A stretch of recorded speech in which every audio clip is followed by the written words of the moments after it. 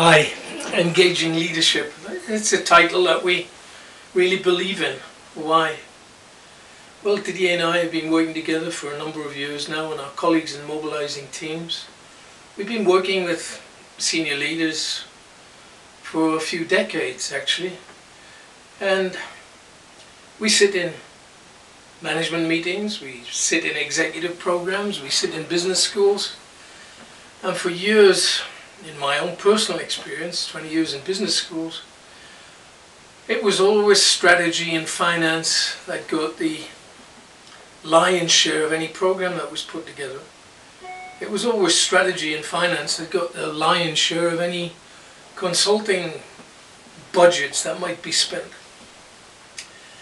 And we've worked with a lot of guys, a lot of individuals, a lot of women who've really done superb work on the strategic agenda or the thinking agenda, but not thought very much about the behavioral agenda or the emotional agenda.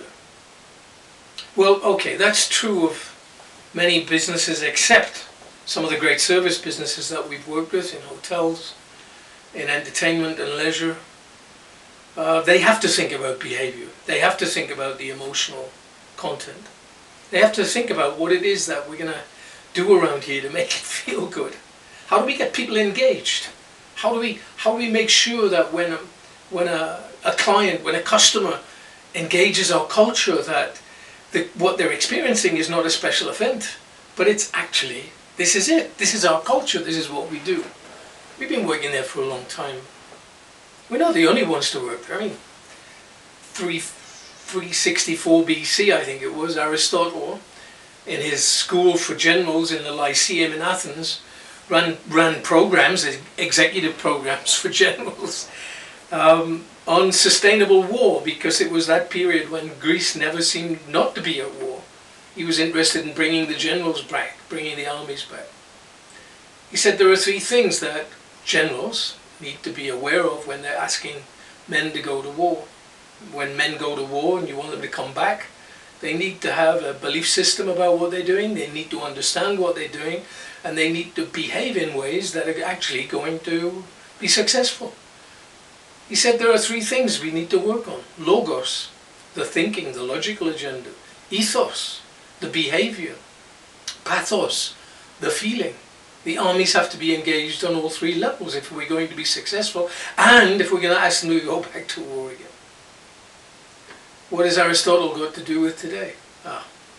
Aristotle is perennial, he's forever. He's the first great thinker on leadership.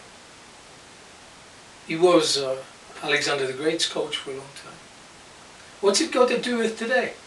We're sitting in the worst economic crisis since the 1930s. People have got to be engaged to get out of hopelessness. People have got to be engaged to get to a place where they can feel confident that with the right ideas, with the right behavior and the right energy, that they'll be able to overcome in a sustainable way the difficulties that we're facing at the moment. We've written this book because we know and understand that without those three things, in some form of coherence where people can say, yes, I believe this, yes, this is correct. Without a coherence around logos, ethos, pathos, we actually have what Aristotle described as pathology. Nice words, but. Nice words, but. We've been working to help leaders understand these principles for a long, long time.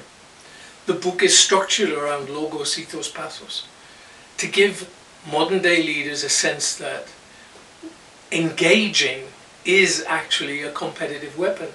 When people are engaged, they release energy. When people are engaged, they put energy behind their intentions.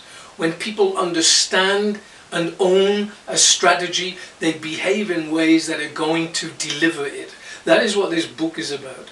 It's short. It reflects all of our experience over decades of work with senior executives, and we hope you'll like it.